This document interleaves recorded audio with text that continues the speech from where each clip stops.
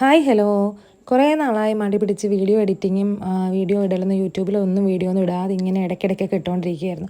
ഇന്ന് വെറുതെ ഇങ്ങനെ ഗാലറി നോക്കിയപ്പോഴത്തേക്കാണ് കണ്ടത് അഷ്ടമിരോഹിണിക്ക് ബാലുവിനെയും കൊണ്ട് ഉണ്ണിയൂട്ടിന് ഞാൻ ഇരുന്നപ്പോൾ എടുത്ത കുറേ ക്ലിപ്സുകൾ ഇങ്ങനെ കിടപ്പുണ്ടായിരുന്നു. അപ്പോൾ നല്ലൊരു ദിവസമായിരുന്നു കേട്ടോ അന്നത്തേത്. അപ്പോൾ എന്തായാലും അങ്ങനെ ഒരെണ്ണം വീഡിയോ എടുത്ത് വെച്ചിട്ടുണ്ടായിരുന്നു. പിന്നെ എന്തിനാ കളയുന്നതെന്ന് കരുതി എഡിറ്റ് ചെയ്തിടാമെന്ന് വിചാരിച്ചു. ഞാൻ ആദ്യമായിട്ടാണ് കേട്ടോ കുഞ്ഞിനെയും കൊണ്ട് ഉണ്ണിയൂട്ടിന് ഇരിക്കുന്നത്. ബാലുവിനെയും കൊണ്ട് ഉണ്ണിയൂട്ടിനിരുന്നു. ഏറ്റവും വലിയ ടാസ്ക് എന്ന് പറഞ്ഞത് ഈ ചമ്രം പടിഞ്ഞിരിക്കുക എന്നുള്ളതാണ് കേട്ടോ. ഇപ്പോഴത്തെ പിള്ളേർക്കൊന്നും അങ്ങനെ ഇരിക്കാൻ അത്ര വശം പോരാ. എനിക്കും പറ്റത്തില്ല, പറ്റും, പക്ഷേ കാല് പെട്ടെന്ന് കഴിച്ചു തുടങ്ങും. അങ്ങനെ എങ്ങനെയല്ലേ കഷ്ടപ്പെട്ടൊക്കെ ഇരുന്ന് ഉണ്ണിയോട്ട് കഴിഞ്ഞു കേട്ടോ. അതെല്ലാം കഴിഞ്ഞ് വൈകിട്ട് നമ്മൾ ശോഭായാത്രയ്ക്ക് പോകാൻ വേണ്ടി എല്ലാവരെയും ഒരുക്കി അടിപൊളി സുന്ദരിമാരാക്കിയിട്ടുണ്ട് കേട്ടോ. പിള്ളേർക്കൊക്കെ ഭയങ്കര എക്സൈറ്റ്മെൻ്റ് ആയിട്ട് നിൽക്കുക. ഇവർ ആദ്യമായിട്ടാണ് പോകുന്നത് കേട്ടോ. അങ്ങനെ തുള്ളിച്ചാടി ഘോഷയാത്ര വരുന്നതിൻ്റെ കൂടെ തുള്ളിച്ചാടി ചിരിച്ച് കളിച്ചിരിക്കുകയാണ് കേട്ടോ. നല്ല ദൂരം പോകാനുണ്ട്. അങ്ങനെ ഒരുങ്ങി വന്ന കൃഷ്ണനൊക്കെ കേട്ടോ, സുന്ദരി പെൺകുട്ടി ഒരുങ്ങി നല്ല കൃഷ്ണനായിട്ടൊക്കെ വന്നിട്ടുണ്ടായിരുന്നു. കൂടെ രാധമാരും പിന്നെ ഇതാ വണ്ടിയിൽ ഒരു കുഞ്ഞ് രാധയും കൃഷ്ണനുണ്ടായിരുന്നു. കുറച്ച് കഴിയുമ്പോൾ ഈ കൃഷ്ണൻ ഓഫായി അവിടെ സൈഡിൽ കിടന്ന് ഉറങ്ങുന്നുണ്ട്.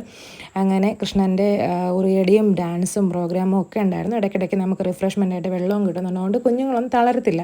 അവർ നല്ല ഫുൾ എനർജിയിലാണ് പോകുന്നത്. ഞാൻ കുറച്ച് കഴിഞ്ഞപ്പോൾ വേച്ച് ഞാൻ നടക്കാൻ തുടങ്ങി കേട്ടോ. എൻ്റെ എനർജി എല്ലാം പോയി, ഞാൻ ഓഫായി. പക്ഷേ പിള്ളേരെല്ലാം ഫുൾ മൂഡിലായിരുന്നു.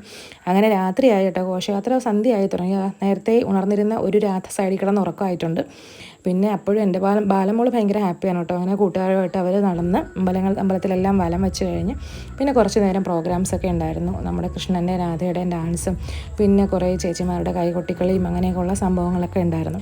അവിടെ കല്യാണം, ഇവിടെ പാലുകാച്ച് എന്ന് പറഞ്ഞ പോലെ അവിടെ മെയിൻ ഡാൻസ് കാണാനായിട്ട് എല്ലാവരും നിൽക്കുമ്പോൾ ഇവിടെ ബാലും കാത്തും കൂടെ തകൃതിയായിട്ട് അവരുടെ ഡാൻസ് കിടക്കണം കേട്ടോ.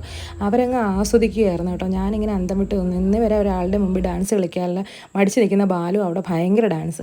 രാത്രി ഞങ്ങൾ ഒരുപാട് ലേറ്റായി കേട്ടോ. അപ്പോൾ ലേറ്റായപ്പോഴത്തേനും കൈകൊട്ടിക്കളി ഉണ്ടായിരുന്നു. അതും കൂടെ കുറച്ച് കണ്ടിട്ട് ഞങ്ങൾ ഓടിപ്പോയി വണ്ടി കയറി നേരെ അങ്ങ് വീട്ടിലേക്ക്. അപ്പോൾ അത്രയേ ഉള്ളൂ.